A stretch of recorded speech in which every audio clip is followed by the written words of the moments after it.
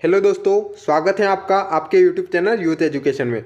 आज हम पढ़ेंगे सामान्य हिंदी का जो हमारा टॉपिक चल रहा था उसको। तो यहाँ पर देखिए दोस्तों, वर्णमाला। पिछले वीडियो में हमने वर्णमाला को अच्छे से ऊपर से डिस्कस कर लिया है। अब बारी है उसको अच्छे से वर्णमाला को अच्छे से पढ़ने का।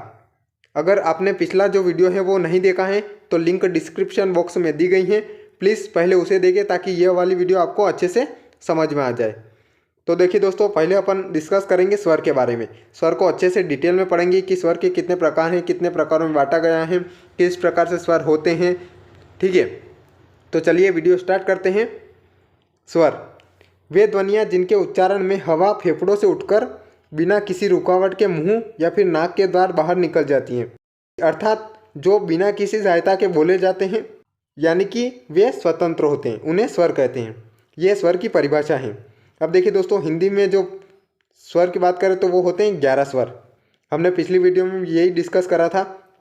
आइए उनको देखते हैं कि कौन से 11 होते हैं। तो वो होते हैं अ, आ, ई, उ, ऋषि, ए, आई, ओ और औ। ये स्वर जो हैं वो हिंदी में गिने जाते हैं। इसके अलावा अगर संस्कृत भाषा की बात करें तो उसमें कुल 13 स्वर होते हैं।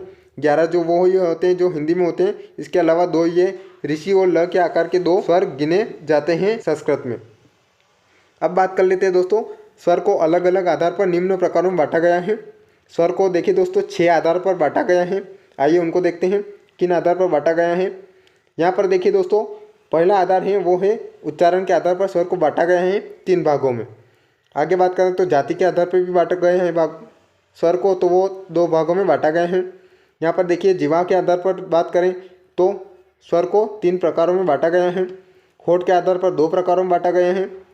मुख प्रयत्न के आधार पर बात करें तो वो 4 प्रकारों में बांटा गया है। और हवा के नाक व मुंह से निकलने के आधार पर 2 प्रकारों में बांटा गया। अब देखिए इनको अलग अलग अच्छे से डिस्कस करते हैं। पहला आता है उच्चारण के आधार पर। तो देखिए दोस्तों, यहाँ पर उच्चारण के आधार पर अगर बात करें तो स्वर को 3 प्रकारों में बांटा गया है। पहला आता है लघु यानी कि ह स्वर। वे वर्ण जिनके उच्चारण में कम समय लगता है उन्हें लघु स्वर कहते हैं। इनकी अगर संख्या की बात करें तो वो होती है दोस्तों 4। जैसे हो गया अ, ई, उ और ऋषि। ये जो है ये 4 स्वर हैं। ये इन्हें लघु स्वर या फिर ह स्वर कहते हैं। इनके उच्चारण में कम समय लगता है। तो अगला प्रकार है दीर्घ यानी कि गुरु स्वर। जिन स्वरों के उच्चारण में लघु स्वर की अपेक्षा दुगुना समय लगता है। दीर्घ स्वर में 2 स्वरों की संधि होती है, अर्थात 2 स्वरों के मेल से बनने वाले वर्ण को दीर्घ स्वर कहते हैं। इनकी अगर कुल संख्या की बात करें दोस्तों तो वो होती है 7।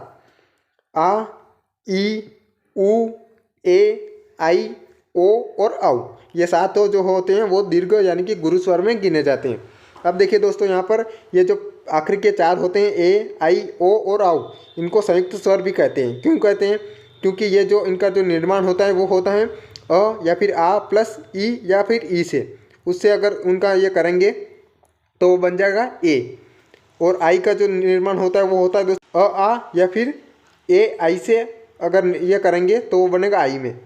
ओ का जो निर्माण होता है दोस्तों तो वो होता है अ आ प्लस उ से। आगे देखें तो औ का जो निर्माण होता है अ आ प्लस ओ औ से।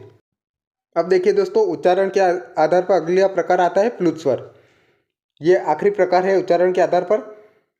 जिन स्वर के उच्चारण में दीर्घ स्वर से भी अधिक समय लगता है उन्हें प्लुत स्वर कहते हैं। इनका एक और नाम होता है दोस्तों, वो होता है त्रिमासिक स्वर।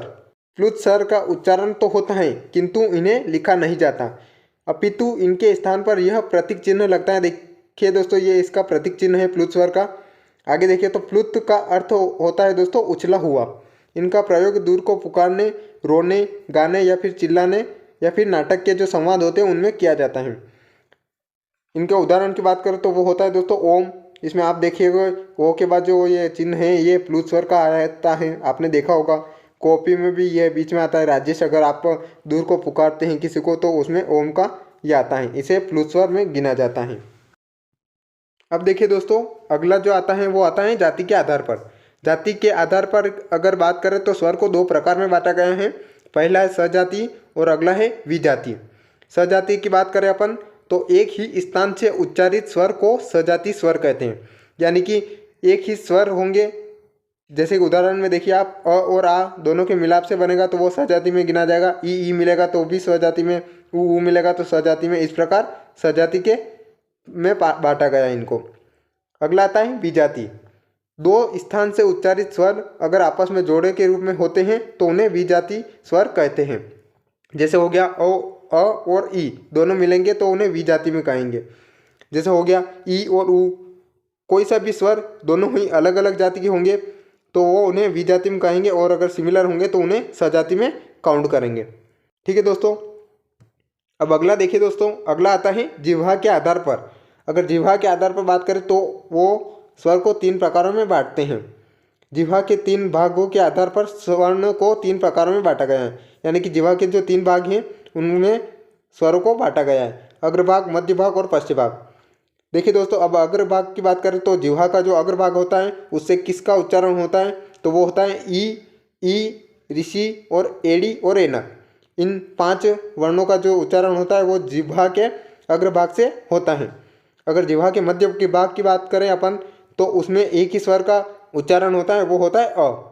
अगर पश्च भाग की बात करें जिह्वा के तो उसमें उच्चारण होता है आ, उ, ओ और औ। ये 5 वर्ण जिह्वा के पश्च भाग से उच्चारित होते हैं। ठीक है दोस्तों, अब आगे बढ़ते हैं। अगला आता है होठ यानी ओष्ठ के आधार पर।